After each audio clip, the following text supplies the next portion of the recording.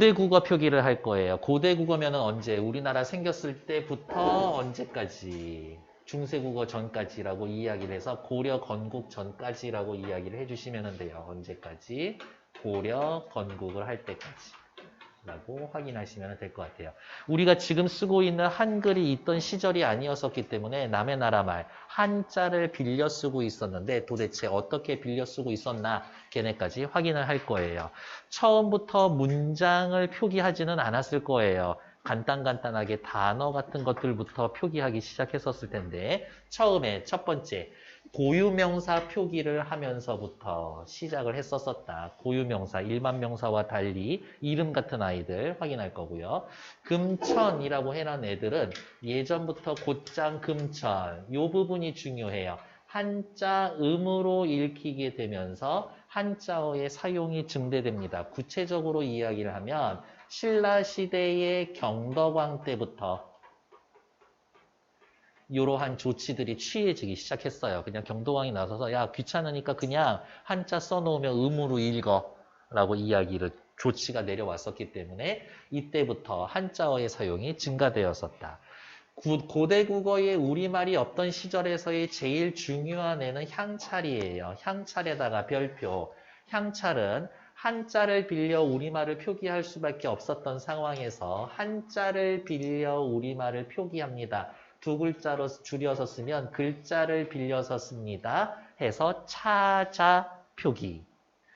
우리 조상들이 고안해낸 기록 방식 중 저게 중요한 이유는 뭐냐라고 하면 가장 종합적인 체계를 갖춘 것으로 평가를 받습니다. 그러면 설명해야지. 도대체 왜 가장 종합적인 표기인데요? 라고 이야기를 하면 한자를 빌려 쓰면서부터 1번 저것을 우리말 어순으로 표기를 하기 시작했었다. 한자어에는 없는 형식 형태소, 한자어에는 없는 형식 형태소, 괄호 열고 누구? 조사나 어미까지도 표기가 가능했었다라는 것들이라고 확인해 놓으시면 돼요. 우리말 어순으로 표기했다. 형식 형태소, 조사, 어미까지도 표기가 가능했었습니다. 밑에 나와 있는 서기체, 이두, 구결 원래는 다 따로 설명을 하고 있는데 선생님이 저렇게 한 방에 묶어 놓으신 거 보면은 쟤네들은 그렇게 중요하지 않겠구나 라고 생각하시는 것 같아요. 서기체는 영문 어순에 따르지 않고 아이유, 러브처럼 표기하시는 방법입니다. 그러면 이렇게 생각할 수가 있겠네. 향찰 동그라미, 서기체 동그라미 둘이 묶어서 옆에다 화살표 해놓고 뭐라고 얘네 둘 다 우리말 어순으로 표기를 하는 아이들입니다. 라고 써놓을 수가 있겠지. 다음 밑에 나와 있는 것들 음차와 훈차 두 가지 방식으로 인명과 지명, 관직명을 표기합니다. 라고 이야기를 했었는데요. 시작해 볼게요. 음차는 말 그대로 한자의 음을 빌려 쓰는 거고요. 훈차라는 거는 뜻을 빌려 쓰는 거예요. 이렇게 해서 예를 들면 이런 거지. 이렇게 써놓고 이 한자는 물, 수라고 해놨는데 이렇게 써놓고 물이라고 읽으면 훈차한 거고 이렇게 써놓고 수라고 읽으면 음차한 거지. 음을 빌려오는 건지 뜻을 빌려오는 건지 확인을 하셔야 될 것 같아요. 음차와 훈차, 인명, 지명, 관직명, 싸그리 묶어서 뭐라고 이야기를 할 거예요? 고유명사라고 이야기를 할 거예요. 고유명사 표기법에 대해 이야기를 하는 거고 주의하셔야 될 건 아이고, 팔이야. 얘네들이 음차, 나머지는 훈차, 뜻을 빌리는 겁니다. 당시 우리 조상들에게는 고유한 문자 체계가 없었기 때문에 인접한 중국의 한자인 문자인 한자를 빌려서 차자 표기를 했습니다. 일단 여기까지 끝. 다음 인명 표기. 옛날에 있었던 서적들을 막 뒤적뒤적 거려봤더니 이 사람하고 이 사람하고 똑같은 사람이야. 똑같은 사람인데 어떤 책에는 이렇게 쓰여져 있고 어떤 책에는 이렇게 쓰여져 있어. 그러면 분명히 둘이 같은 사람일 텐데 왜 다르게 표기했지? 라는 것들 일단 확인합시다. 첫 번째, 이렇게 쓰던 간에 이렇게 쓰던 간에 1번 이렇게 쓰던 간에 1번 동일 인물이다. 2번, 당시의 발음은 동일했었을 것이다. 3번, 나와 있진 않지만 어쨌든 우리나라 사람을 한자로 찾아 표기한 것이다. 요렇게까지는 확인해 놓으셔야 될 것 같아요. 그래서 너무 궁금해지기 시작하는 거지. 도대체 어떻게 빌려서 썼을까? 그래서 그 사람 이름을 써놓고 밑에다가 뜻음 했더니 얘를 읽던 간에 소리는 비슷하게 나야 돼. 그럼 비슷한 음이 뭐가 있냐 이거지. 얘하고 얘가 비슷하더라. 두 번째 글자 얘를 읽던 간에 소리는 비슷하게 나야 돼. 그러니까 얘하고 그나마 얘하고 비슷하구나 라고 확인을 한 거죠. 그래서 힐 소의 소 어찌 나의 나 이렇게 쓴 건 음차한 것. 금천 이렇게 써놓으면 훈차한 것. 그래서 그 사람 이름 도대체 어떻게 했었을 텐데 소나, 소내, 쇠나, 쇠내 뭐 요 중에 하나이지 않았을까? 라고 생각하는 거라고요. 밑에 것도 확인할게요. 신라 때에 한자의 음과 뜻을 빌려 국어 문장 전체를 적는 표기법 향가에 쓰이고 있습니다. 라고요. 특히 향가의 표기에 쓰입니다. 중요한 얘기 확인하도록 할게요. 뭐가 있냐면 첫 번째, 우리 문장 어순이다.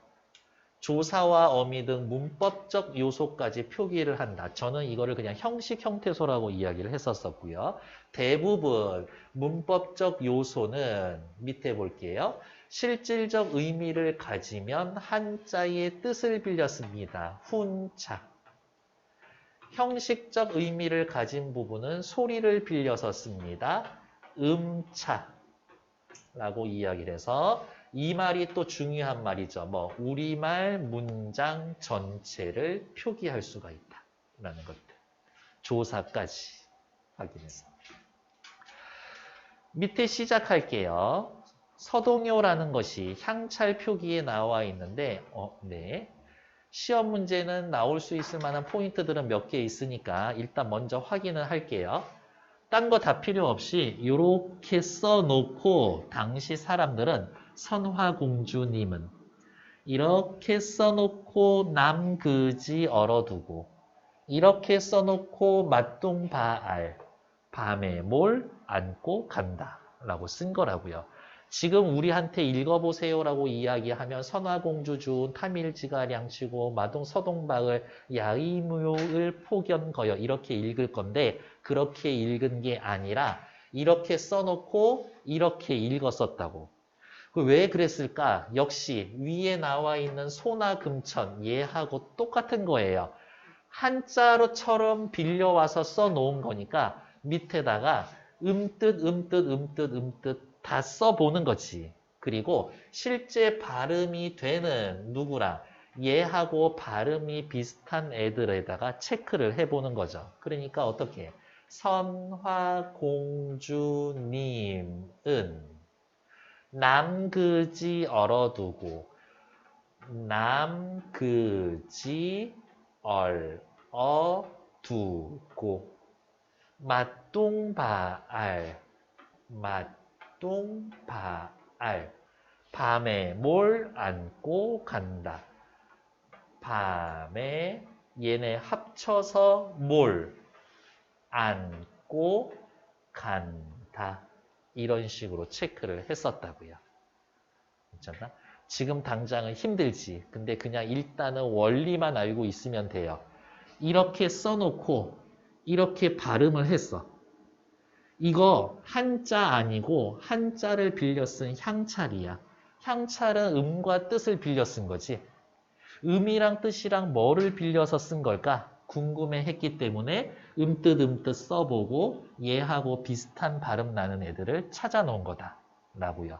자, 그러면 시험 포인트는 어디냐면요. 시험 포인트는 이거밖에 없어. 여기에다가 밑줄, 여기에다가 밑줄, 얘가 A 이렇게 이야기를 할 거예요. A와 같은 방식으로 된 거 찾으세요라고 물어볼 거라고. 아니면 여기 쇠금, 금천 여기에다가 밑줄 그어놓고 A 해놓은 다음에 이거와 같은 방식으로 한자를 차용한 거 찾으세요라고 이야기를 하면 금천에 밑줄 그어 있으면 훈차가 들어간 글자를 여기에서 찾으면 되는 거지. 괜찮을까요? 그러니까 훈차가 들어간 글씨 어디가 있어? 흰색으로 체크해 놓은 애들, 얘네들 확인해 놓으시면 된다고. 괜찮나? 시험 문제는 그거야. 그 다음 시험 문제 두 번째 포인트는 뭐냐면 얘예요. 색깔도 잘 표시되어 있죠. 이거예요. 요거예요. 요 세 군데의 공통점 찾아 쓰세요라고 물어보면 이렇게 대답하시면 됩니다. 조사.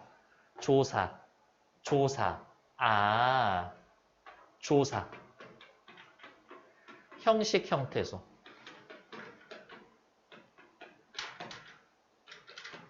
얘네들은 음차합니다. 이러한 것들. 이렇게 물어볼 거예요. 네. 서술형 문제가 있으면 이렇게 물어볼 거예요. 아니면 이렇게 물어볼 수도 있어요. 향가는 우리말에 전면적인 표기가 가능한데 향가의 특징이 가장 잘 드러난 부분 찾으세요라고 하면 얘네들 조사 들어간데 찾으시면 된다고. 괜찮나? 그 다음에 조사 말고도 사실은 요거 있죠. 얘 두고의 고, 간다의 다.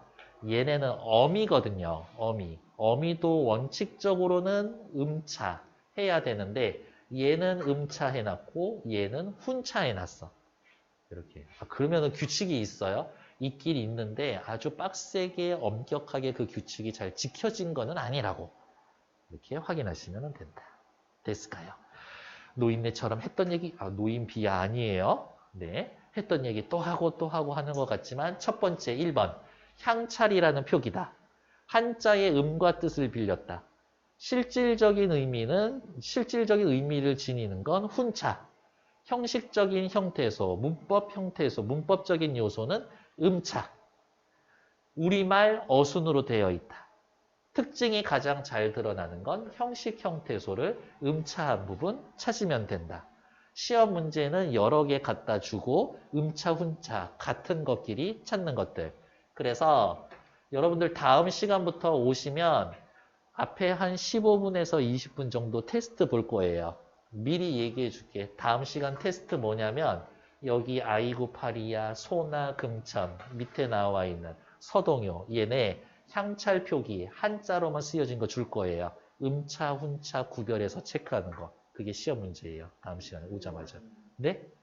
외워 오셔야 되겠죠. 그렇죠. 네, 한자만 쓰여져 있을 거예요. 그러니까 음차만 외워놓든지 훈차만 외워놓든지 그렇게 해야지. 누가 따로 외우고 있어. 따로 외우는 거 아니야? 하나만 확실하게 외워놓으시면 됩니다. 다음 페이지.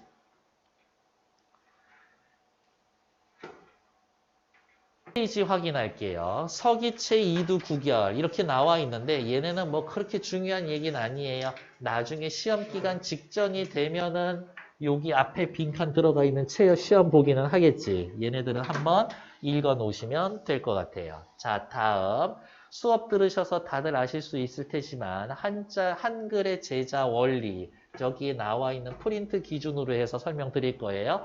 시작해 봅시다. 제자 원리. 여러분들 외우셨으니까 알지. 세로 28자를 맹가노니라고 해서 28자 만들었죠? 만들어 놓은 28자 중에 어떻게? 자음 17개, 모음 11개, 몇 개의 기본자를 만든 다음에 위에다 미리 쓸까? 자음은 기본 글자 5개, 모음은 기본 글자 3개, 나머지는 기본자에서 파생시켜 나가는 밑줄, 이원적 체계로 만들었습니다. 처음부터 17개 생으로 쭉, 처음부터 11개 생으로 쭉 만든 게 아니라 기본 글자 만들어 놓고 새끼 치듯이 만들어 놨을 겁니다. 라고 확인. 첫 번째, 초성은 자음이에요. 자음. 혼자서 소리 나지 않는 아이들, 발음기관에 장애를 받는 아이들, 자음을 만들었는데 첫 번째, 상형의 원리, 발음기관의 모양을 본떠서 만들었습니다. 미리 잠깐 살펴볼까요? 밑에 나와 있는 거. 모음, 하늘과 땅, 사람의 형상을 본떠서라고 이야기를 했죠. 그러면 얘도 역시 상형의 원리가 들어간 거다. 자음과 모음의 공통적인 창제 원리 뭐예요? 라고 하면 기본자, 상형의 원리. 얘네들 확인해 놓으시면 되지. 자, 밑에 볼게요. 상형의 원리, 발음기관의 모양을 본떠서 만들었는데요. 기억은 아직은 쓰지 않아도 괜찮아. 혀의 뒷부분이 입천장의 입 목구멍을 막는 모양. 니은은 혀 끝이 윗 잇몸에 가서 닿는 모양. 미음은 입술의 모양. 시옷은 이의 모양. 이응은 목구멍의 모양이라고 확인하시면 되겠고, 그러면 기본 글자 5개 뭐예요? 라고 이야기를 하면 요렇게 5개. 기억나요? 훈민정음 제일 처음에 어떻게 시작해요? 나란말싸미 둥귀게 달아라고 하면서 중국말하고 다르다는 이야기 하고 있죠. 중국말하고 달라. 기본 글자 5개. 아우, 중국 애들 걔네 말 싫어. 이렇게 해서 5개야. 걔네 말 싫어. 기본 글자 5개. 그래서 기역에 획을 더하면 키역되고요. 니은에 획을 더하면 디귿. 티귿. 미음에 획을 더하면 비읍. 비읍에다가 또 다시 획을 더하면 피읍. 근데 그 정도 센스가 있었던 것 같아. 이렇게 해놓으면 얘랑 구별 안 되니까 얘를 이렇게 좀 눕혀 놓으셨던 것 같아요. 뭐 그 정도의 뉘앙스. 시옷에 획을 더하면 지읒. 지읒에 획을 더하면 치읒. 이응에 획을 더하면 여린 히읗. 여린 히읗에 획을 더하면 히읗. 이렇게 들어가는 거고. 자, 다시 지금 우리는 뭐 하고 있어요? 자음하고 있다고. 자음의 기본 원리는 상형의 원리, 발음기관의 모양을 본따서 획을 더해서 만듭니다. 획을 더해요. 가획의 원리. 자, 옆에다가 또 다시 쓸게요. 소리의 세기를 반영하여 기본자의 획을 더한다라고 해놨는데 이렇게만 하나 더 쓸까요? 가획을 할수록 소리가 세어진다. 라고 확인. 이어서 시작할게요. 그런데 자 살펴볼까? 둘레 여섯 여덟 열 둘렛 17자 만들었다고 했는데 나머지 3개 비는데 어디 들어가 있을까? 그렇지. 그 자리에 옛 이응 나올 거고요. 스즈츠 사이에 반치음 있을 거고요. 같은 위치에. 느드트 소리 나는데 리을 얘네들 와 있을 거예요. 그리고 얘네들은 가획의 원리에 의해서 만들어진 게 아니기 때문에 저 3개의 글자는 형체가 다른 글자라고 해서 이체자라고 3개의 글자가 더 만들어질 거다. 옛 이응이요. 옛 이응. 이응에 이렇게 꼭지가 하나 더 달려있는 거지. 저 이응은 종성에서만 쓸 거예요. 소리 나는. 밑에 나와 있는 것들, 되게 안타까운 이야기인데요. 자음책에 이 표를 외워 놓으시는 건데 보기 쉽게 나와 있는 표는 아니에요. 시작해 봅시다. 일단 아설순치후라고 해서 5개 이렇게 잘라서 외워 놓을게요. 아설순치후. 어금니 설, 혀설, 순, 입술순, 치, 이빨, 치, 후, 목구멍 후라고 이야기를 해서 이렇게 가로로 같은 줄에 있다라고 이야기하면 소리 나는 위치가 같다. 세로의 같은 줄에 있다. 소리의 성질이 같다. 전청, 완전히 맑은 소리. 차청, 그 다음 맑은 소리. 불청불탁, 탁하지도 않고 청하지도 않은 소리. 전탁, 완전히 탁한 소리, 흐린 소리.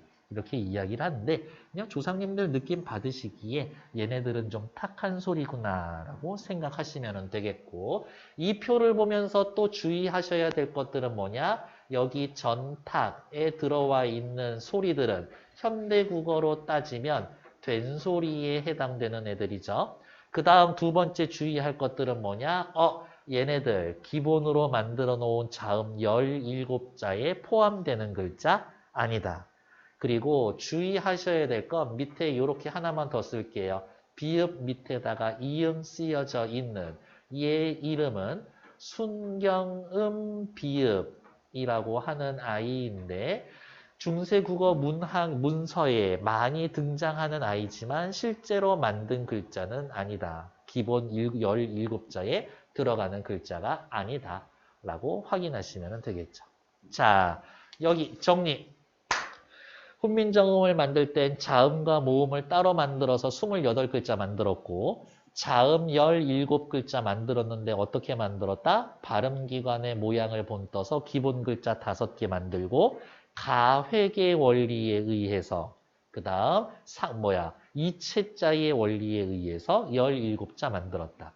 소리를 나눌 때에는 조음 위치와 소리의 성질로 나누는데 이 표에는 전탁이라고 하는 한 줄이 들어가지만 만들어 놓은 17글자에 들어가는 거 아니다. 현대국어의 된소리에 해당되는 거다.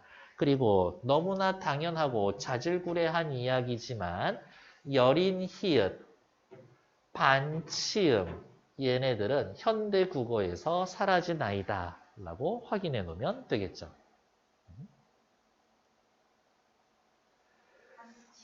반치음. 그 다음 오케이 됐어. 밑에 그리고 반설음 반치음 이렇게 되어 있죠. 됐고 그 다음에 또 뭐 확인할 거 있을까? 네, 리을이라 반치음 얘네는 가회계 원리가 적용이 되지 않는 이체자다 라고 확인해 놓으면 되겠습니다. 다음 모음으로 넘어갈게요. 기억나셨을까? 자음과 모음을 구별해서 만들었었는데 처음에 원칙 같은 거 딱 하나 있다고. 상형의 원리가 있을 거라고요. 모음은 천지인 삼재, 하늘, 땅, 사람의 이 말이 중요한 거지. 형상을 본떠서 상형의 원리에 따라 아래, 이 하늘은 둥글고 땅은 평평하고 사람은 서 있고 역시 어떻게 하늘, 땅, 사람의 모양을 본떠서 만든 것이다. 상형의 원리로 만들어졌다. 하늘의 둥근 모양을 본떴다. 땅의 평평한 모양을 본떴다. 서 있는 모양을 본떴다. 상형의 원리에 따라 하늘은 둥글고 땅은 평평하고 사람은 서 있고 초출, 처음 뽑아낸 글자. 하늘과 땅이 만나면 오, 하늘과 땅이 만나면 우, 하늘과 사람이 만나면 아, 하늘과 사람이 만나면 라고 해서 기본 초출 4개의 글자가 나오게 되고 제출, 다시 뽑아낸 글자 어떻게? 초출자에다가 아래아가 덧붙여집니다. 얘는 밑에다가 또 다시 이렇게 써 놓으시면 될 것 같아요. 뭐라고? 제출자는 초출자에 더하기 하늘. 그렇게 되면 제출자가 나옵니다. 라고 확인하시면 될 것 같아요. 사람은 이렇게 서 있지. 사람을 왜 안 더하고 하늘을 더하냐고? 하늘이 제일 중요하다고 생각했던 것 같아요. 왜 아래예요?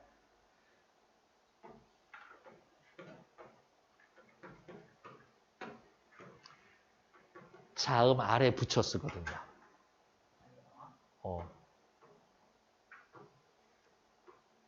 보통은 자음의 오른쪽에 붙여서 쓰는데 얘도 아고 얘도 아예요. 그러니까 아래에 붙이는 아라고 해서 아래아. 다음 종성은요. 옆에다가 괄호 해놓고 쓰셔야지. 뭐라고? 자음이라고. 종성은 자음인데요. 종성, 부용, 초성. 종성은 초성을 부, 다시 용, 씁니다.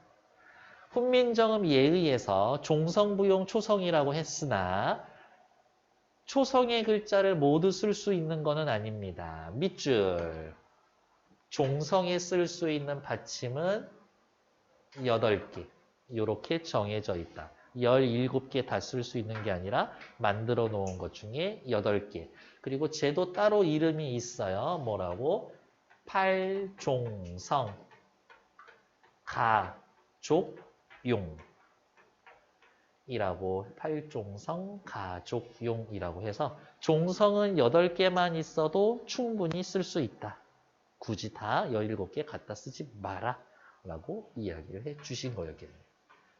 받침에 8개만 쓰기 때문에 기본적으로 어떻게 팔종성법이라는 것 하는 의문하고도 연결이 될 거니까. 됐을까요? 자, 넘어가기 전에 그냥 밑에다가 자질구레하게 그냥 한번 정리를 할게요. 훈민정음, 창제 원리 어떻게 자음과 모음으로 나눠서 창제를 했습니다. 자음과 모음을 나눌 때의 기본 원리는 상형의 원리. 상형의 원리, 자음은 발음기관의 모양을 본떠서 만들었고 기본 글자 5개에다가 가획의 원리와 이체의 원리에 의해서 총 17개. 모음은 천지인, 삼재의 모양을 본떠서 기본 글자 3개를 만들어내고 합성의 원리라고 하는데 여기 여러분들 학교 프린트에 의하면 그냥 초출과 제출의 원리에 의해서 총 11개의 모음을 만들었습니다. 이 자음은 어디에 쓸 건데? 초성에도 쓰고 종성에 쓸 건데 초성에 오는 자음과 종성에 오는 자음을 따로 만든 게 아니라 초성에 썼던 자음을 종성에서 다시 사용할 것이다. 종성, 부용, 초성. 모음의 글자는 중성에 쓸 거고요. 그 단어의 핵심이 되는 음절을 이루는 요소가 될 거다. 정도 확인해 놓으면 될 것 같아요. 됐을까? 기본 글자 만들고 가회까지 하면 14개, 이체까지 하면 17개, 초출까지 하면 4개 더해서 7개, 제출까지 하면 또 4개 더해서 11개 이렇게 확인이 될 거다라고 보시면 될 것 같아요. 괜찮을까? 계속 설명할 거야. 모르겠으면. 다음 페이지. 문자의 운용이라고 해서 자 그러면 저렇게 따로따로 만들어 놨었던 자음과 모음을 어떻게 사용할 거예요? 라고 이제 다시 시작이 되겠죠.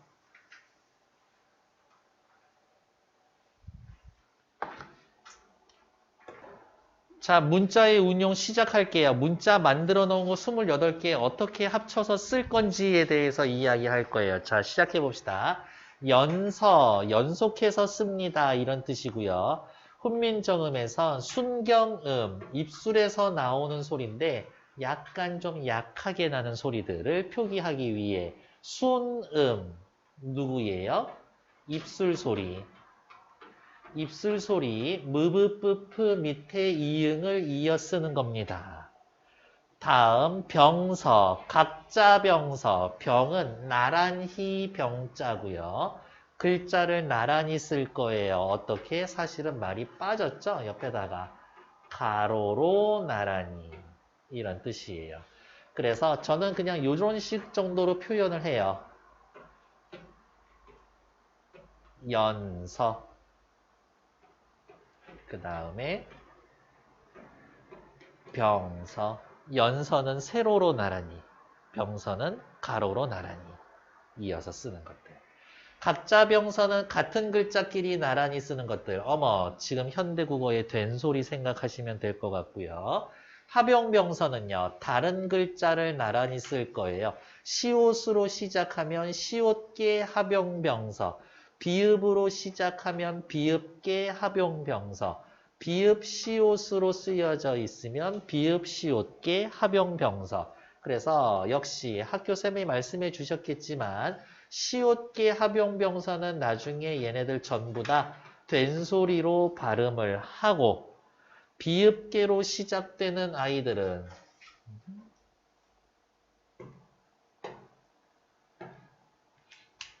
된소리로 발음하고 비읍계로 시작하는 아이들은 비읍하고 뒤에 오는 얘네들 전부 다 소리 발음 다 합니다.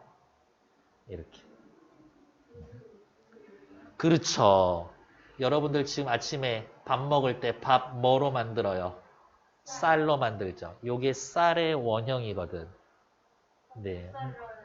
뭐 부살, 보살 이런 식으로 발음했었을 거예요. 정확히는 아무도 들어본 사람 없으니 모르지. 됐을까? 비읍 시옷계도 있습니다. 라는 것들. 다음 성음법, 소리를 내는 방법이라고 해서 비읍 시옷계요? 비읍 시옷 다음에 다른 거 하나 붙어 있는 거요.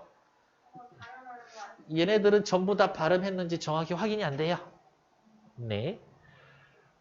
성음법, 초성, 중성, 종성이 합해져서 음절을 형성합니다. 이렇게 확인할까요? 음절, 음절은 뭘 음절이라고 이야기를 해요? 한 번에 소리 낼 수 있는 단위. 한 번에 소리 낼 수 소리 낼 수 있는 단위를 음절이라고 이야기를 하고 현대국어식으로 설명을 하려면 우리말의 음절은 어떻게 만들어집니까? 첫 번째, 모음 하나만 있어도 음절이 되지.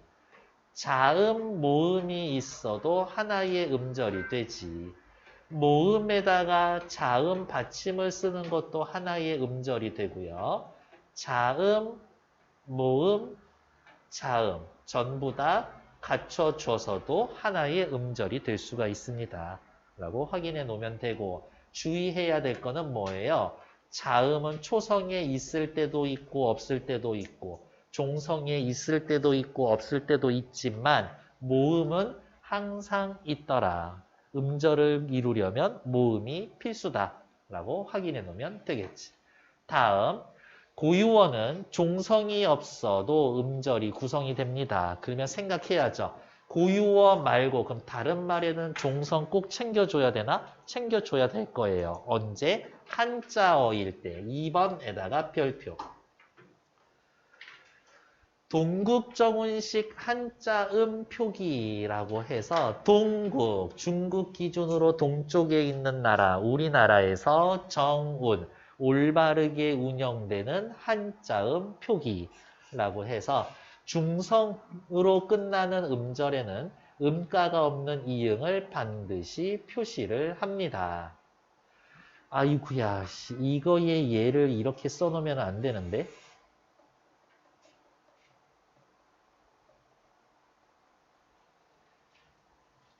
얘 지워놓고요. 옆에다가 하나만 더 쓸게요. 글월, 문, 글자, 자라고 해서 얘를 문자 이렇게 써고 발음이 돼야 하는데 이 글자 자가 한자잖아요. 소리를 나지 않는 이응을 채워서 씁니다. 라고 확인을 해놔야 해요. 됐을까? 동국정운식 한자음 표기는 밑에서 좀 다시 더 설명을 드릴게요. 밑에 가점, 점을 덧붙여 줍니다. 성조, 요게 의외의 포인트, 소리의 괄호, 높고 낮음. 학교에서 살짝 시험 볼 때 혼란을 준다고 저걸 소리의 길이라고 써놓을 텐데 그거 틀린 말이에요. 소리의 높고 낮음. 성조에 따라서 말의 의미가 달라집니다. 이 말은 무슨 말이냐? 성조에 의해서 말의 의미가 달라진다. 성조도 뜻을 구별해주는 소리의 단위, 운에 해당을 한다. 현대국어식으로 이야기하면 비분절 의문이 될 거예요. 방점, 글자의 왼쪽에 점을 찍어 성조를 표시를 한다라고 하는데요. 방점은 다른 말로 이 당시에 성조는 4개가 있었거든. 그래서 다른 말로 사성점. 사성점. 성조 4개를 표현한다. 사성점. 글자 왼쪽에 덧붙여줍니다라고 해서 좌가점. 이렇게 체크를 할 거예요. 물론 성조의 종류에는 4가지가 있기는 있어요. 이렇게. 그냥 얘기 나온 김에 다 설명하고 갈까? 네. 어려운 거 아니니까요. 성조. 말의 높낮이고요. 종류가 4개 있습니다. 라고 확인하고 써볼까? 낮고 평평한 소리. 평성. 낮았다가 높아지는 소리. 상성. 처음부터 높은 소리. 거성. 빨리 닿는 소리. 입성. 이렇게 4가지 종류의 성조가 있다. 그럼 성조는 어떻게 체크를 하냐? 그냥 얘기해 볼게요. 평평한 소리, 낮고 평평한 소리, 점 몇 개 찍어? 안 찍어요. 평범하니까. 상성은 낮았다가 높아지는 소리니까 낮았다가 높아집니다. 점 2개 찍고. 거성은 높은 소리니까요. 높은 놈은 하나밖에 없지. 점 하나만 찍는다고. 입성은 빨리 닿는 소리인데요. 이게 문제지. 점을 안 쓰기도 하고 1개 쓰기도 하고 2개 쓰기도 하고 그래서 입성은 이렇게 표시. 그러면 쌤, 입성이랑 평성, 입성이랑 상성, 입성이랑 거성 얘네 구분이 안 되는데요. 자, 입성은 언제냐면 아이쿠야 엄청 지저분하게 책 필기하고 있네. 입성은 이렇게만 이야기합시다. 종성이 이렇게 4개로 떨어지면 점이 몇 개 쓰여져 있던 상관없이 빨리 닿는 소리. 어? 너네는 뭐가 나올지 모르니까요. 그냥 이야기해 드리는 거예요. 네. 추워요? 그래요? 알겠습니다. 그럼 방향을 좀 고정해 놓을게요. 네.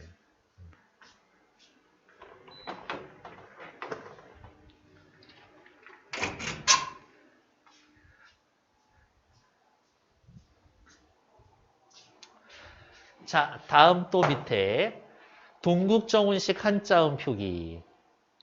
지금 왜 이렇게 구구절절히 얘기하냐면 나중에 훈민정음 할 때 설명을 하면 이 용어들을 써서 설명을 할 거잖아요.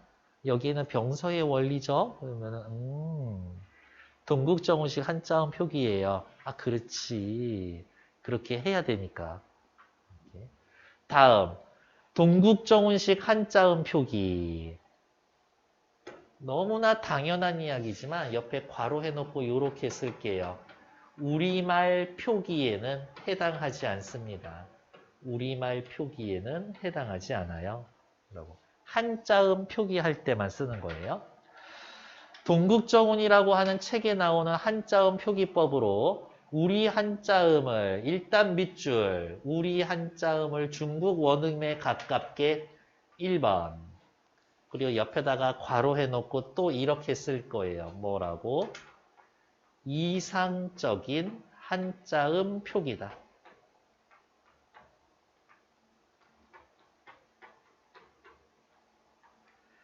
다른 말로 쓸게요. 현실적 한자음 표기 아니다. 이상적인 한자음 표기 방법이지 현실적인 한자음 표기 방법이 아니다. 라고요. 다음 한자음을 중국 원음에 가깝게 표기하는 방법이고 세종, 세조 때까지 사용되고요. 중국 원음의 발음에 가깝게 표기를 합니다. 다음 2번 초성, 중성, 종성을 반드시 갖춰서 씁니다. 3번 끝소리, 종성이 없을 때에는 음가 없는 이응이나 순경음, 미음을 붙여서 씁니다. 이렇게 형태를 갖춰주는 거야. 그러면 선생님 음의 가치, 소리가 있냐 없냐 이거인 거지. 소리 안 나는 이응, 소리가 안 날 때에는 종성이 없을 때에는 그냥 이응을 붙여준다고. 이렇게. 됐을까? 자, 근데 이게 문제가 되는 경우가 있어요. 어느 경우가 있냐? 옆에다가 또 잠깐 써볼게요.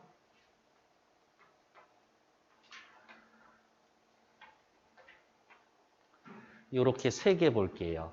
가. 하나 더 볼까? 아. 강. 아. 이렇게죠. 자, 무슨 얘기를 하고 싶은 거냐? 얘 소리 나, 안 나?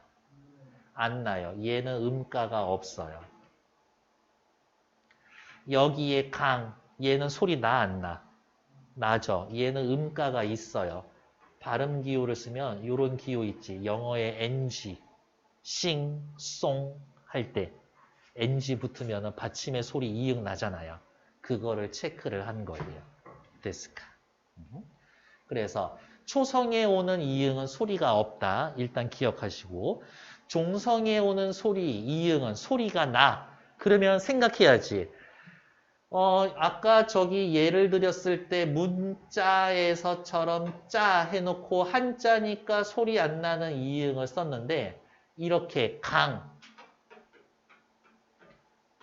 강처럼 소리 나는 이응은 어떻게 할 거야? 소리 나는 이응은 옛 이응을 쓸 거예요. 소리 나는 이응은 옛 이응을 쓸 거다. 진짜요? 네. 여러분들이 외워서 시험 보셨던 나란말싸미 둥귀게 달아 문자와로 서로 삼았디 아니할세. 둥귀게 둥 보면 옛 이응으로 쓰여져 있는 거예요. 그러니까 얘는 소리 나는 거구나. 만약에 이렇게 쓰여져 있었다면 발음은 어떻게? 그렇지. 듀귀 이렇게 발음했겠지. 이렇게.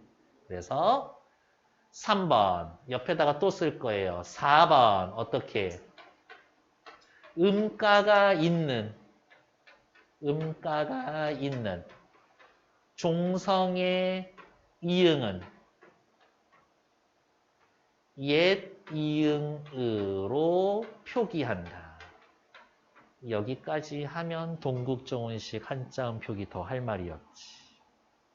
물론 뭐 이영볼에 이런 애도 있긴 한데 일단 학교 프린트에 맞춰서 또 설명을 할게요.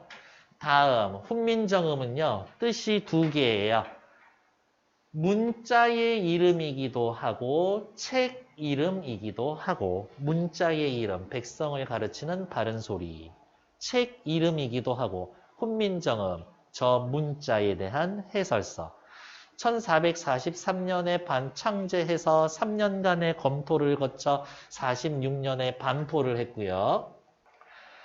창제 정신은 자주 정신이 있어요. 우리의 소리가 중국과 달라서 꼬불꼬불 밑줄. 애민 정신, 어리석은 백성들이 제 뜻을 펴지 못하는 것을 가엾게 여겨서 중국과 달라서 밑줄, 백성들 불쌍하게 여겨 밑줄, 실용정신, 쉽게, 편하게. 그리고 뭐 추가로 하나 더 써드린다라고 이야기를 하면 밑에다가 그냥 하나만 더 쓸까요? 창조정신. 옆에다 쓸까? 새로 28자를 만듦.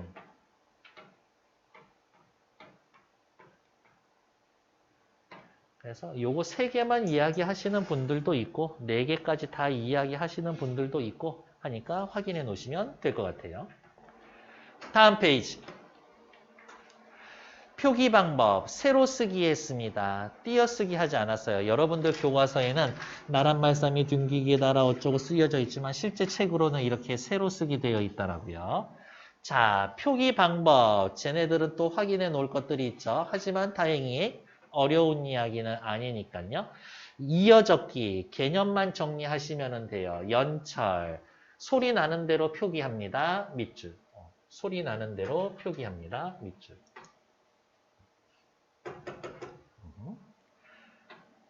앞 음절의 종성 자음 뒤에 이게 중요합니다. 모음으로 시작하는 조사어미 접사 등이 이어질 때 조사어미 접사 한꺼번에 묶어서 우리 또 다른 말로 이야기해 줄 수 있죠? 형식 형태소.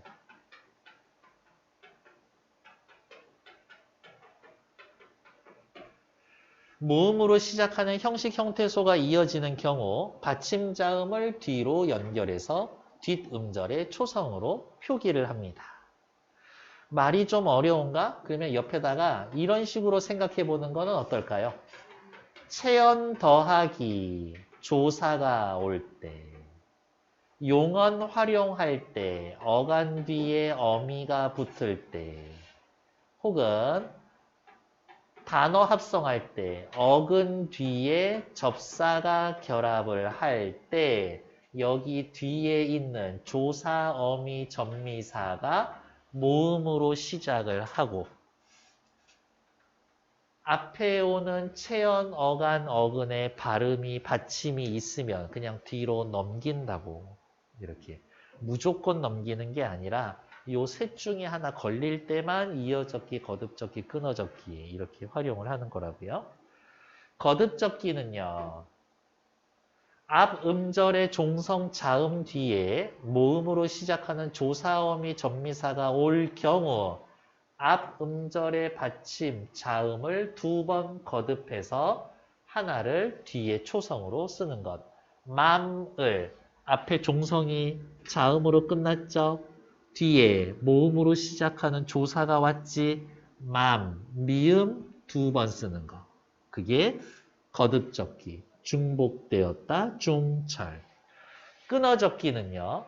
형태소의 모습을 밝혀 적는 거. 이 말 중요해요. 형태소의 모습을 밝혀 적는 것. 앞 음절의 종성 자음 뒤에 모음으로 시작하는 조사, 어미, 접미사가 와도 종성 자음을 앞 음절에 그대로 두는 겁니다. 뒷말의 초성에는 이응을 채워 넣는 것들. 됐을까요? 다음 받침 표기. 제가 앞에서 살짝 지나가듯 이야기 말씀을 드렸었어요. 팔종성 가족용이라고 이야기를 해서 소리 나는 대로 적는 표기법에 따라 종성에는 저렇게 8가지만 쓰였습니다. 뜻은요. 종성은 8개만 어떻게 써도 충분히 사용이 가능하다. 이런 뜻이에요. 종성은 8개만 있어도 충분히 사용 가능하다. 그러니까 굳이 구구절절 받침에 올 수 있는 글자를 여러 개 만들어 놓을 필요가 없지. 왜? 아까 실용정신에 어긋나. 실용정신은 쉽고 편하게 쓰는 건데 받침 글자를 따로 만들어서 걔네들 다 써? 그러지 않을 거거든요. 있던 거 갖다 써? 갖다 쓰면서도 몇 개만 추려서 써. 라고 확인. 주의해야 될 건 얘는 확대하면 옛 이응이고요. 분명하게 싱송 할 때 소리 나는 애다. 라는 것 확인. 7종성법. 종성의 디귿과 시옷이 혼란이 일어나다 점차 시옷으로 통일이 되어서 디귿이 빠지고 7글자가 됩니다. 이렇게. 그러면 여기에서 또 나올 수 있는 시험 포인트는 뭐가 있냐면 이 시절의 받침, 그느드름, 으브스, 총 8개 쓰는데 현대국어에선 받침 디귿이 오던 받침 시옷이 오던 둘 다 디귿으로 발음을 하죠. 하지만 중세국어 이 시절에는 뭐라고? 나에다가 디귿 받침. 나에다가 디귿 받침. 나에다가 시옷 받침 있으면 이거 위에 거 어떻게 읽어? not, 디귿 받침으로. 밑에 거 어떻게 읽어? not에다가 시옷 받침. 솔직히 어떻게 발음해야 되는지 저는 잘 모르겠지만 얘네 둘이 같은 발음 아니다. 이게 중요한 얘기일 거예요. 이렇게 받침. 디귿과 시옷. 서로 다르게 발음된다. 너무 괴로워하지 마. 요 4페이지니까 5페이지 하면 또 좀 쉬었다 할 거야. 됐을까요? 저는 이 부분 중요하다고 봅니다. 이거 객관식으로 틀린 말, 맞는 말 충분히 쓸 수 있는 말이니까. 다음, 소실 문자, 사라진 문자들. 여린 히읗, 순경음 비읍, 반치음, 옛 이응, 아래 아. 이렇게 총 4개. 여린 히읗 그냥 쓸까? 여린, 히읗. 그냥 이렇게 줄여서 쓸게요. 순경음, 비읍. 반치음. 옛,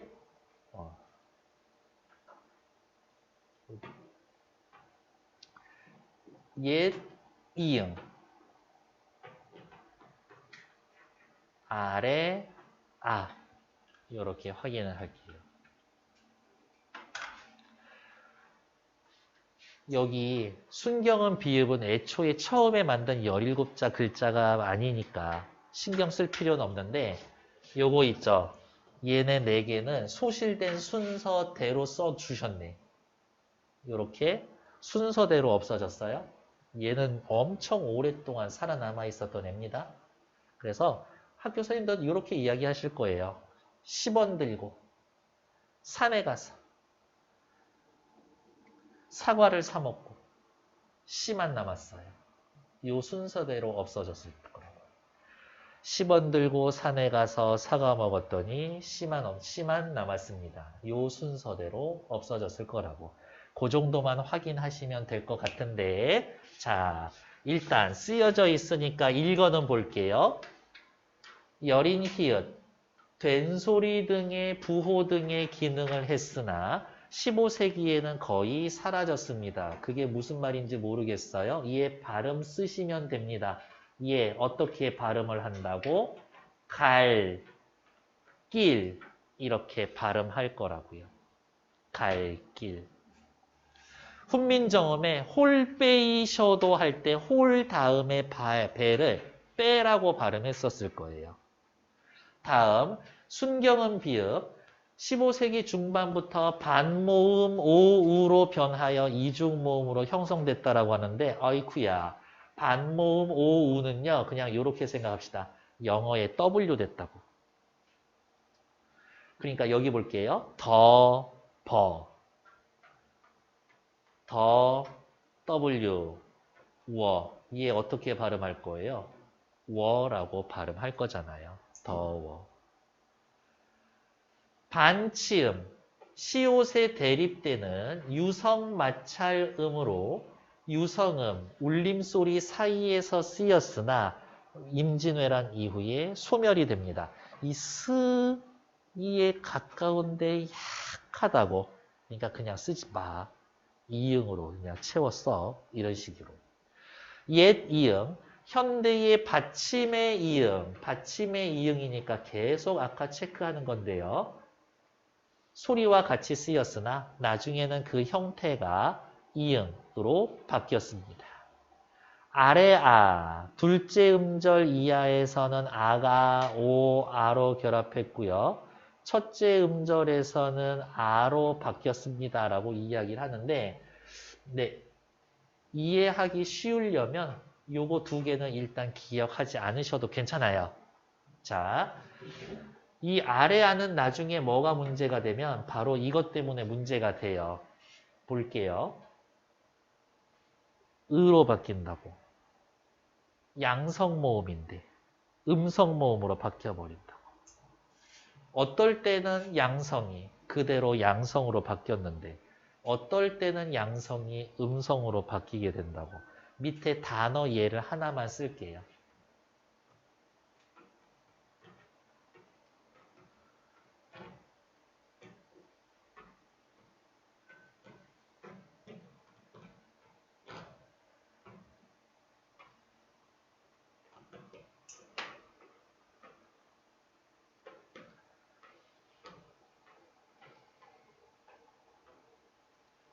이 단어의 과정을 보는 게 제일 좋아요.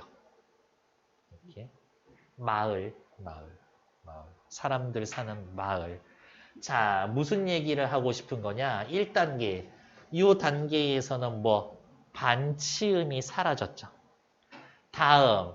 여기 볼게요. 여기에서의 일로 올 때는 무슨 일이 벌어졌어? 아래 아가 으로 바뀌었어. 그 다음 단계. 여기에서 여기는 아래 아가 아로 바뀌었다라고요. 아, 도대체 기준이 뭐예요? 라고 물어보신다면 별거 없어요. 첫 음절, 둘째 음절. 첫 음절, 둘째 음절. 첫 음절, 둘째 음절. 첫 음절, 둘째 음절. 여기 보시라고. 둘째 음절 이하에서는 으로 바뀌었다고. 둘째 음절 이하였으니까 아가 으로 바뀌었다고. 첫째 음절에 아니까 아로 바뀌었다고요. 됐을까? 좀 이따가 모음조화라는 것을 이야기를 할 텐데 옆에다가 또 하나만 더 써놓을게요. 당구장 표시 땡땡 해놓으시고 모음조화라는 거에 대해서 이야기할 건데 이 시절 우리 조상님들은 양성모음은 양성모음끼리 음성모음은 음성모음끼리 모아서 쓰셨는데 양성모음, 음성모음에서 양성모음에는 뭐가 있냐? 아래 아, 아래 아, 아, 오. 얘네가 양성모음이거든. 음성모음은요. 으, 어, 우. 얘네가 음성모음인 거거든요. 조화! 아, 화낸 거 아니야. 조화. 목소리 삐꾸 나서 그런 거예요. 모음 조화. 이렇게. 양성모음, 양성모음끼리 모아 쓰고 음성모음, 음성모음끼리 모아 써야 되는데 난리 났네. 자, 빨간색으로 체크할까요? 여기에서 이렇게 넘어올 당시에는 양성모음이 음성모음으로 변해버렸잖아요. 그쵸? 아래아가 양성모음이래. 그렇죠. 하늘이에요. 양 할 때 양이야, 양. 여기에서는 아래 아가 어떻게 변했어? 양성이 양성으로 바뀌었잖아요. 이 난리 났네? 옆에다가 다시 정리하자면 이런 식 아래 아라고 하는 양성이 자기가 오는 위치에 따라서 양성이 되기도 하고 위치에 따라서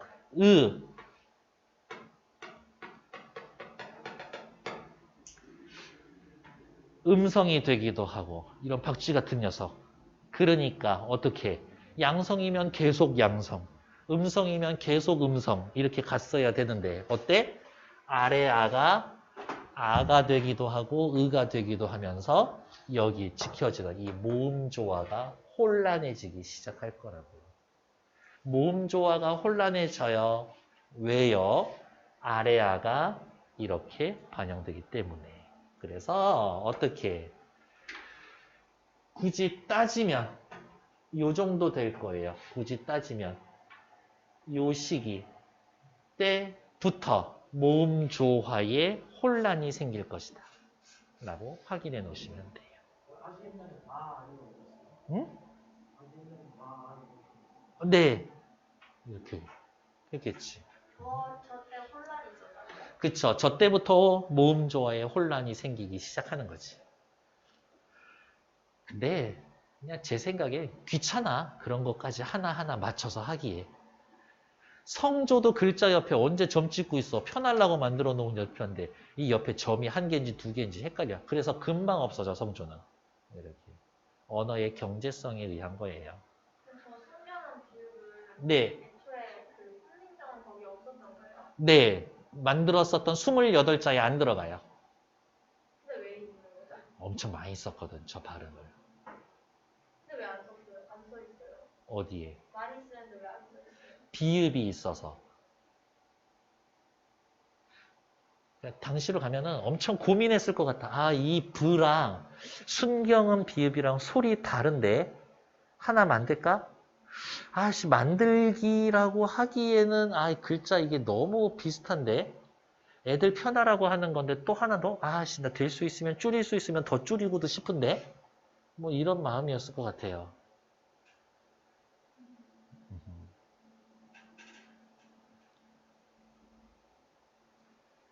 다음 페이지. 거의 다 끝나갔어.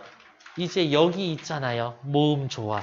얘기했잖아. 뒤에서 또 나올 거라고. 그냥 앞에 한 번 더 쓴 것 뿐이야. 시작해 볼게요. 모음 조화. 양성 모음은 양성 모음끼리, 음성 모음은 음성 모음끼리 모이는 현상입니다. 자, 한 번만 더 씁시다. 양성 모음에 뭐 있었어요? 아래 아, 오. 음성 모음에 뭐 있었어요? 우. 이렇게 서로 어울려서 쓰는 현상. 비교적 잘 지켜졌으나 밑줄. 아래아가 소실되면서부터 혼란이 일어나기 시작했습니다. 아까 이렇게 분홍색으로 두껍게 네모쳐놨었던 그 시절부터. 어두자음군이라고 하면 어두, 말의 머리. 그러니까 다른 말로 이야기하면 뭐 초성, 자음, 기역에서부터 히읗까지가 이 군자가요. 여러분들은 안 쓰셔도 돼요. 무리군자야, 무리군자. 초성의 자음이 떼지어 있다. 2개 이상 자음이 쓰여져 있다.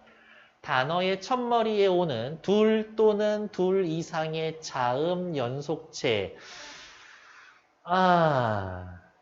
오케이. 여기도 말이 하나 빠져 있어요. 단어의 첫머리에 오는 여기에 말이 하나 빠져 있어요.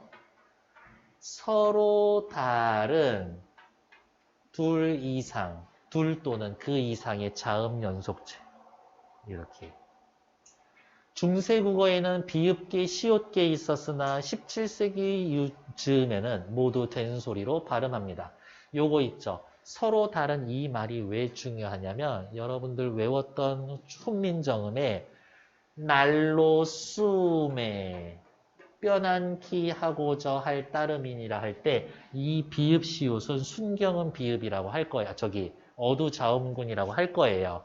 근데 사람마다 해여 수빈이겨 할 때 해여 할 때 이응 2개 있을 거거든. 그거는 어두자음군이라고 하지 않을 거예요.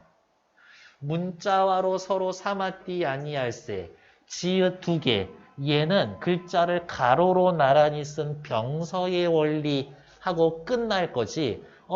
자음 2개니까 어두자음군이네. 그런 얘기 하지 않을 거라고. 그래서 서로 다른이라는 말이 사실은 중요한 말이에요. 다음, 구개음화는요. 현대국어하고 비슷하게 생각하시면 돼요. 드트, 흐가 이 계열 앞에서 구개음 즈, 츠, 스스로 바뀌는 현상. 근대 국어에서 활발히 일어난 의문 현상이라고 이야기하는데 일단은 1차적으로는 드트가 이를 만나면 즈츠가 되는 것. 2개씩 나눠서 외워. 흐가 이를 만나면 스스로 바뀌는 것. 얘를 구개음화라고 이야기를 하는데 훈민정음 시절에는 구개음화 없었어. 왜? 펴디 못할 놈이 하니라. 이거 지로 안 바꿨거든요. 그러니까 구개음화 없었다라고 확인합시다. 원순모음화는요. 특정 모음을 발음을 할 때 입술, 순, 둥글, 원, 입술 모양이 동그래지는 거. 얘를 원순모음화라고 이야기를 한다라고요. 언제? 무브프 뒤에 오는 의가 우로 바뀌는 현상 근대 국어 시기에 많이 일어났습니다. 근데 저는 그냥 이 정도로 표시하는 편이에요. 무, 브, 뿌까지 할 거예요. 뿌, 프, 밑에 오는 의를 우로 바꾸는 것. 이게 원순 모음화. 근데 역시 중세국어 시절에 원순 모음화 일어나지 않았다. 라는 것. 다음, 된소리 되기. 예사소리, 그드브스즈 등이 된소리로 바뀌는 현상. 그러니까 그드브스즈에 해당되는 된소리는 뭐 있어요? 끄, 뜨, 뿌, 스, 쯔. 얘네로 바뀌는 걸 된소리 되기 현상. 현대 국어에서도 된소리 되기 현상은 엄청 복잡하고 한 4가지, 뭐 많이 보면 5가지 이렇게 보기는 한데 예사소리가 된소리로 바뀌면 된소리 되기 일단 거기까지만 합시다. 다음 6번. 주격조사 가가 사용되지 않았습니다. 현대국어 주격조사에는 이가 깨서 3개 있는데 이 시절에는 이 하나만 썼다고.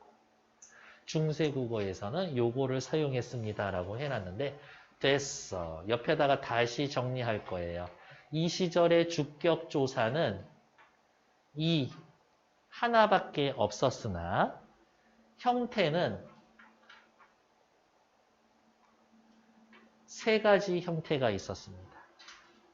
첫 번째, 앞에 오는 체언이 뭐든 상관없이 종성이 있었다면 이.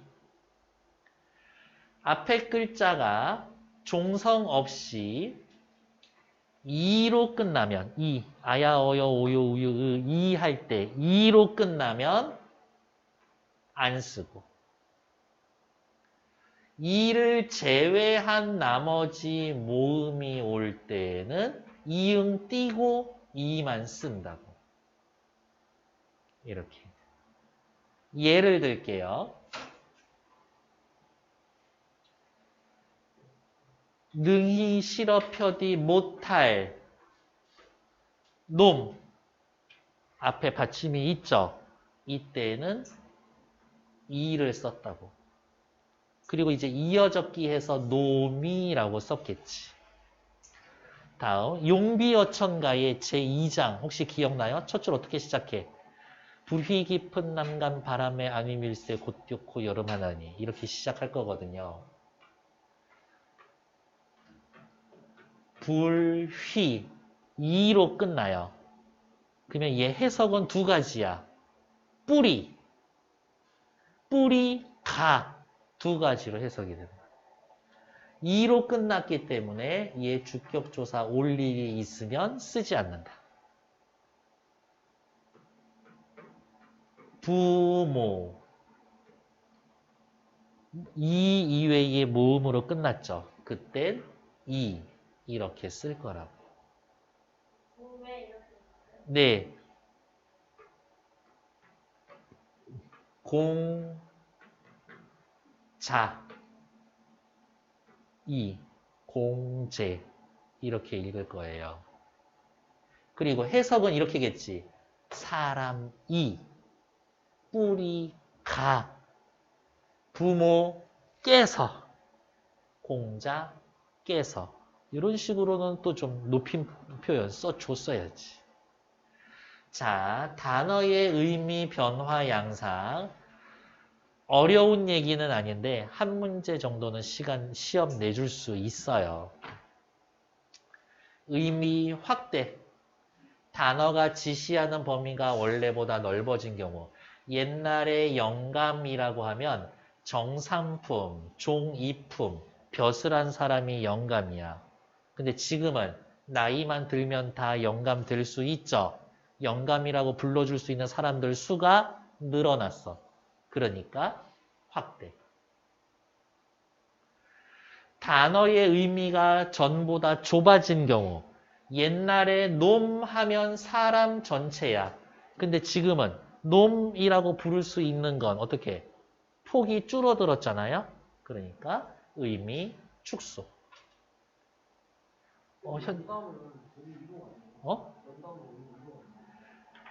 벼슬아치 남자들이었으니까 그 당시에. 지금은 벼슬아치 없잖아요. 따지면 공무원들 벼슬아치 아닌가? 좀 다른가? 난 공무원들이 옛날에 벼슬아치인 것 같은데. 아무튼 양아치 때문에 무슨 아치 붙이면은 되게 나쁜 말인 것 같은데 그렇게 나쁜 말은 아니에요.